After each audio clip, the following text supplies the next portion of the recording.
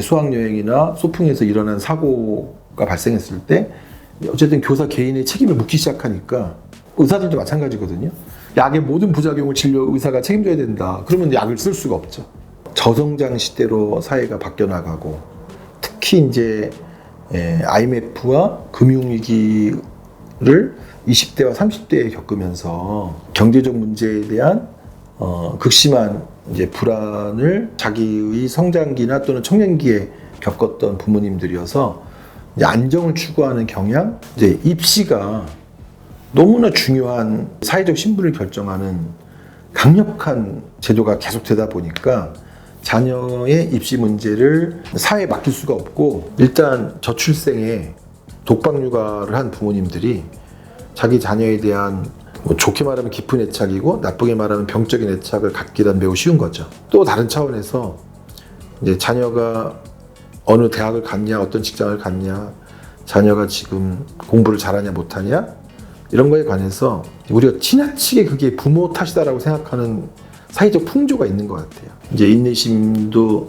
충분하지 않고 어른들이 길을 열어주지 않으면 자기 길을 가지 못하는 과잉보호된 아이들이 잘 될 수가 없거든요. 꽃길만 걸었던 애들을 그 흐름을 크게 바꾸지 못한다. 이제 그러면 그 윗단계에서 그 앞 세대가 확실히 더 힘들겠죠? 누가 책임질 거냐? 국가가 책임진다. 대통령이 지금 소풍 운동에 가라. 국가가 책임질게.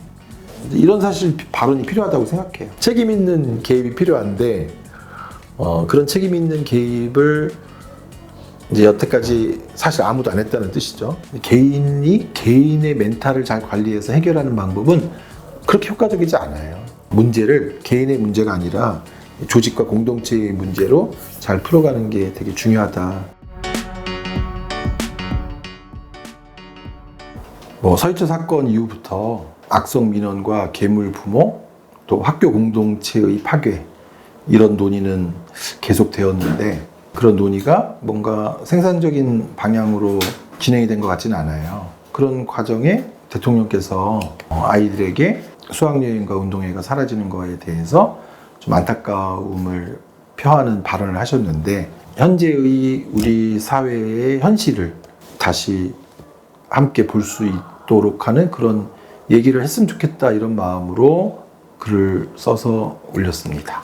현장의 교사들이나 또는 현장 학부모님들 얘기 들어보면 달라진 점은 이제 사법화죠. 사법화. 소송. 변호사 대동. 그 소송의 결과가 공공이나 학교 측에 매우 불리하게, 교사 측에 불리하게 수학여행이나 소풍에서 일어난 사고가 발생했을 때 어쨌든 교사 개인의 책임을 묻기 시작하니까 그 교사가 희생을 감수하고 결단하고 가라. 누구도 그렇게 말할 수가 없는 상태였는데 이걸 너무 방치한 것 같아요. 교육부나 교육청이나 이 사회 지도자들이 의사들도 마찬가지거든요.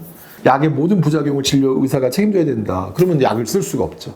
그러니까 지금 우리가 악성 민원이라고 하는 게 그 문제로 인해서 괴로워하는 사람들은 굉장히 많고 그 악성 민원에 대한 효과적인 해결책을 사회가 못 찾고 있다. 지금 386, 586 세대라고 말하는 그분들은 정치적인 이슈는 있었지만 경제적으로 계속 나아졌거든요. 소위 말하는 고성장 시대에 성장했거든요.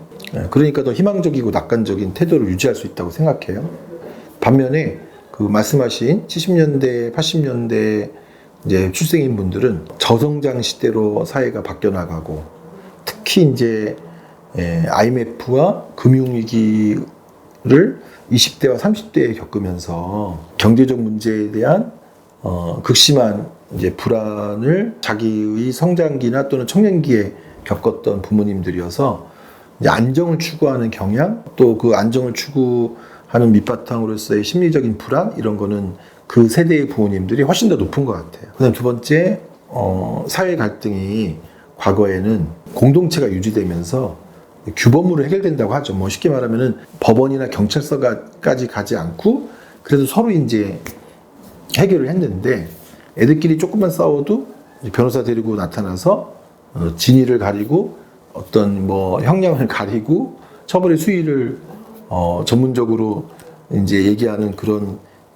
시대가 되다 보니까 그런 공동체와 규범, 사회 규범이 이제 사람들에게 작동되지 않는 그런 게 이제 또 굉장히 큰 차이고, 그 다음에 양극화라고 우리가 말하는 이제 상대적인 격차가 상당히 커진 것 같아요. 이렇게 지금은 뭐 사람들이 먹질 못하거나 뭐 입을 옷이 없어서가 아니라 입을 옷은 있지만 어떤 옷을 입냐에 따라 굉장히 이제 차별이 생기거나 배제가 생기는 그런 이제 양극화와 그 격차로 인한 차별 이런 게 이제 과거보다 훨씬 더 심각해진 것 같고, 사회복지라고 할까요? 이런 게 따라가 주지 못하니까 각자 해결해야 된다라는 생각이 옛날보다 훨씬 더 커진 것 같아요.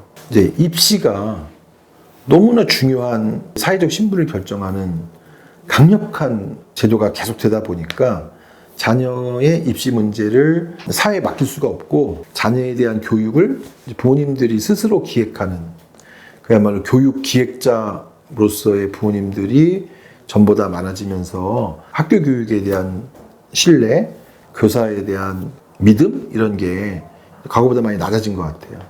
그러면서 학부모가 요청하거나 아이들이 요청하는 것을 수행해주는 그런 존재로 이제 인식하게 되는 어떤 시대적 흐름이 있었던 것 같은데요.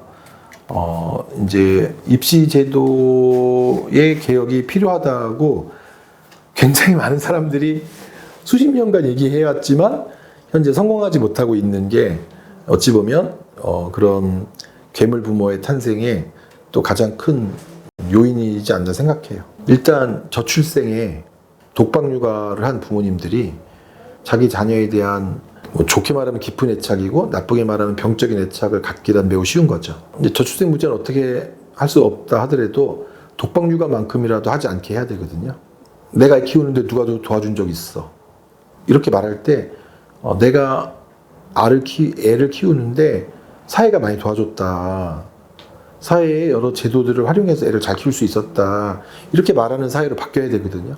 지금 개인에게 묻는 책임은 너무 큰데 이제 사회가 책임져주는 부분이 없다 보니까 이제 이런 각자 도생의 심리에서 자기 내 자녀 문제를 해결하는 건 나일 수밖에 없다. 이런 의식이 너무 팽배하고, 또 다른 차원에서 이제 자녀가 어느 대학을 갔냐, 어떤 직장을 갔냐, 자녀가 지금 공부를 잘하냐 못하냐 이런 거에 관해서 우리가 지나치게 그게 부모 탓이다라고 생각하는 사회적 풍조가 있는 것 같아요. 애는 부모하기 나름이다.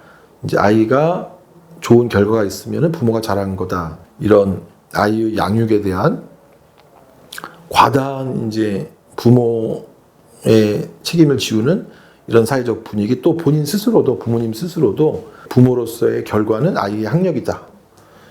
이런 사회적 풍조가 부모님들이 더 많이 이제 자기 아이에게 집착하고 개입하게 만들고, 결국 부모로서의 평가는 자녀의 학력이나 대학으로 받는다. 이런 요소들이 부모님들이 그런 의식을 더 많이 갖게 하는 것 같아요.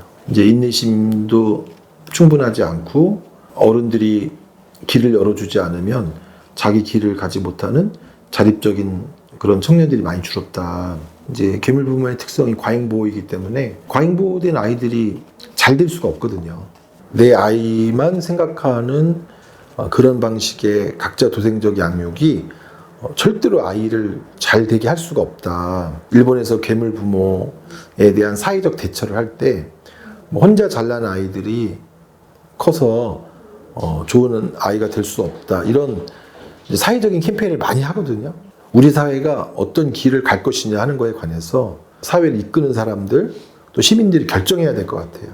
이제는 이제 사회적 흐름이 결정되어야 하는데, 만약에 말씀하신 대로 꽃길만 걸었던 애들을 그 흐름을 크게 바꾸지 못한다. 이제 그러면 그 윗단계에서 그 앞세대가 확실히 더 힘들겠죠? 불행한 이야기인데, 그런 진상 부모를 설득하거나 그 진상 부모의 영향을 차단할 수 있는 사회의 세력이 없다는 거거든요. 교육 당국이 악성 민원을 대하는 태도는 매우 소극적이에요. 이해가 안 가요. 이제 직원이 잘못하지 않은 문제를 악성 민원으로 인해서 그 직원이 영향받지 않게 하기 위해서 온갖 방법을 다 동원해서 그 민원에 대응하는데, 학교는 여전히 제가 볼 때는 너무 교감이 해결한다든지 민원팀이라고 짰지만 그게 과거와 크게 다르지 않는다든지 또 교육청이나 교육부에서 악성 민원을 대하는 방침? 그게 현재의 악성 민원을 해결할 수 있는 방법이 아닌 미온적인 방법으로 해결하기 때문에 이 상태이고 더 근본적으로는 이런 문제가 발생하는 배경이 되는 이제 누가 책임질 거냐? 국가가 책임진다. 대통령이 지금 소풍 운동에 가라. 국가가 책임질게. 이런 사실 발언이 필요하다고 생각해요. 국가가 대신 고소해 줄게. 악성 민원인.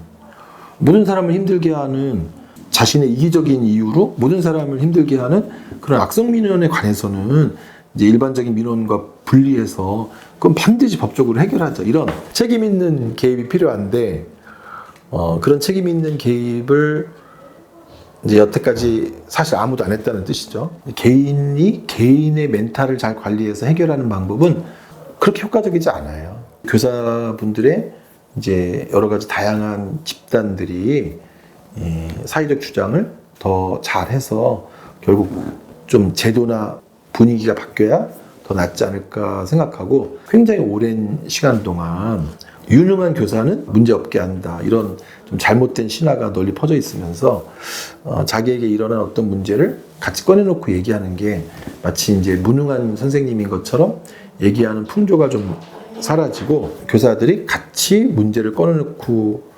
얘기하면서 공동 대응을 할 수 있는 그런 학교 내 풍토가 되게 선생님들에게 중요하다고 생각해요. 동료 교사회가 지지해주는 선생님과 그 민원에 관해서 학교의 지지조차 받지 못하면 그 선생님이 학교에서 설 자리가 없어져서 병가를 내거나 또는 이제 명퇴를 하는 경우를 많이 봤기 때문에 이제 교사분들끼리 서로 협력하고 연대해서 문제를 개인의 문제가 아니라 조직과 공동체의 문제로 잘 풀어가는 게 되게 중요하다. 그런 사회적인 지지가 개인에 대한 치료만큼 중요하지 않나 생각합니다.